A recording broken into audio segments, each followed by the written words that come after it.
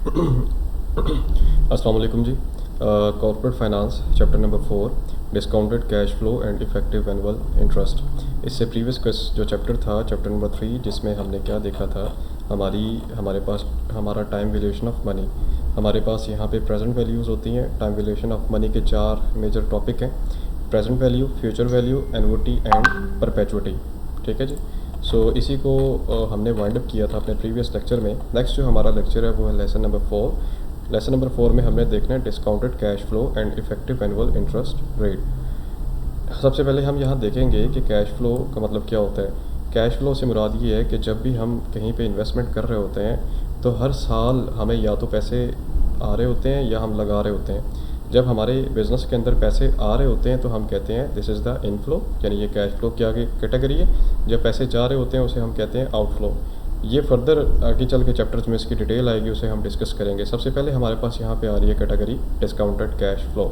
Discounted cash flow के अंदर वो कहता है so far we assume the cash flow for the same rupee level over the period of the time like the way bond interest occur. अब discounted cash flows हमारी मतलब क्या होती हैं। फॉर एग्जांपल हमने कहीं जगह पे इन्वेस्टमेंट की।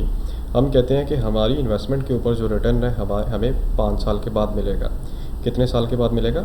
5 साल के बाद। मैंने ज़ीरो पीरियड में या स्टार्ट में जो इन्वेस्टमेंट की थी 5 लाख की थी, और मैंने कहा कि पहले साल मुझे 50,000 का प्रॉफिट मिलेगा, 1 साल के बाद, दूसरे साल जनाब 60 का, तीसरे साल 80 का, चौथे साल 90 का, ऐसे ऐसे करके। अब ये जो है ये फ्यूचर की एस्टिमेटेड वैल्यूज़ हैं। मैंने क्या करना होता है, ये जो फ्यूचर की एस्टिमेटेड वैल्यूज़ होती हैं इन वैल्यूज़ को प्रेजेंट वैल्यू में कन्वर्ट करना होता है। कि अगर फॉर एग्जांपल 2001 में इन्वेस्टमेंट की थी, 2002 में एक्सपेक्टेड है मुझे 50,000 मिले, 2003 में मुझे एक्सपेक्टेड है 70,000 मिले, तो 2002 में जो 50,000 मुझे मिलेगा 1 साल के बाद या 12 महीने के बाद, उसकी अभी कितनी वैल्यू बन रही है। टाइम वैल्यूएशन ऑफ मनी में हमने यही तो देखा था कि अगर आज आपके 100 रुपये की कीमत आपके पास 100 का अभी आपके पास नोट मौजूद है, तो 10 साल के बाद उसकी वैल्यू कितनी होगी। फॉर एग्जांपल 2002 में अगर 100 का नोट आपको ईदी मिलती थी तो आप बड़े खुश होते थे, लेकिन आज अगर आप 2020 में 100 का नोट किसी को ईदी देते हैं तो वो मजाक उसको समझ रहा होता है। That is the time valuation of money. इसी तरह अगर मैं ये कहता हूँ कि भाई अभी मेरे पास आप मेरे साथ काम करें, मैं 20 साल बाद आपको 2 लाख रुपया दूंगा, वो कहेगा कि आप 20 साल बाद मुझे 2 लाख देंगे, तो इस 2 लाख की अभी वैल्यू कितनी है। तो that is the discounted cash flow. ये सारी की सारी डिस्कशन आपकी हो रही होती है कहाँ पे? डिस्काउंटेड कैश फ्लो के अंदर होती है। इसके न्यूमेरिकल्स आएंगे, आपको बताऊंगा। दूसरा है जी, इसमें इफेक्टेड एनुअल इंटरेस्ट रेट की बात कर रहे हैं, EAR भी है। ये हमें जो हम कंपाउंड इंटरेस्ट कैलकुलेट कर रहे होते हैं या उसके फार्मूला लगाते हैं, ये उसी से रिलेट कर रहा है, जिसमें हमें ये पता चलता है कि ऐसा कौन सा इंटरेस्ट रेट है जिस पे जो सूटेबल है रिटर्न के हवाले से, जो सूटेबल है फ्यूचर में हमें प्रॉफिट देने के हवाले से।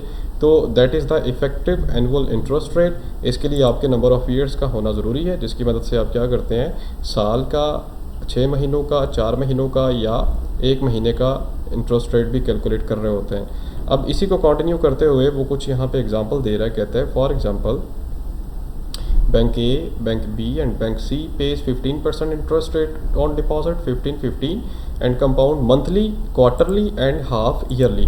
मंथ का मतलब ये होता है कि महीने का निकालो, मतलब आपके पास जो भी इंटरेस्ट रेट होगा आपने उसको 12 पे डिवाइड करना है, उसकी पावर भी 12 रखनी है।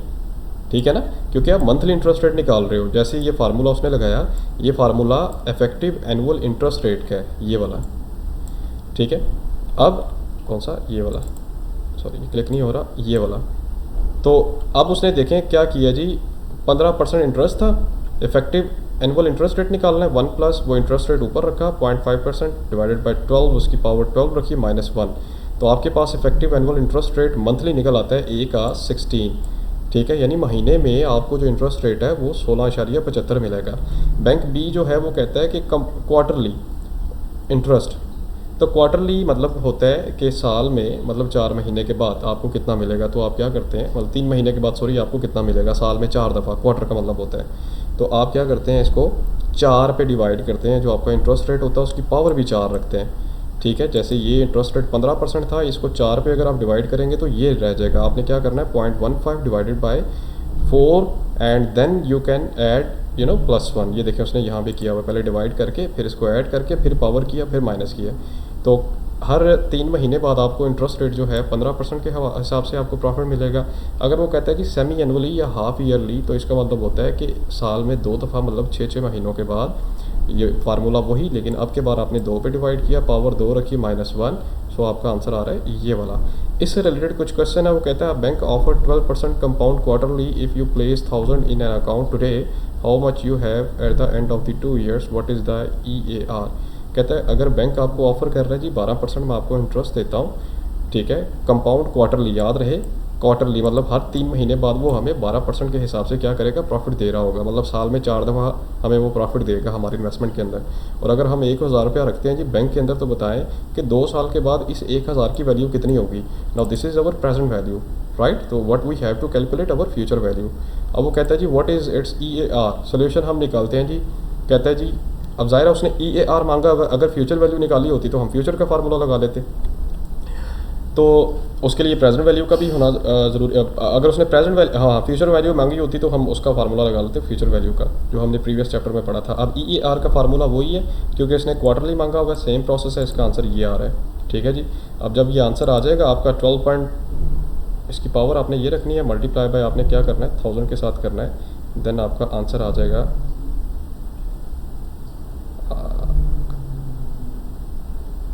आपका आंसर आ जाएगा इसमें 1266.75। यहाँ पावर लेने के बाद आपने 1000 से मल्टीप्लाई करना है। उसके बाद जनाब कहता है जी बॉन्ड वैल्यूएशन। ले जी, आज की ये वीडियो काफ़ी है, उसके बाद नेक्स्ट वीडियो में हम इसकी बॉन्ड के ऊपर बात करते हैं। Thank you so much.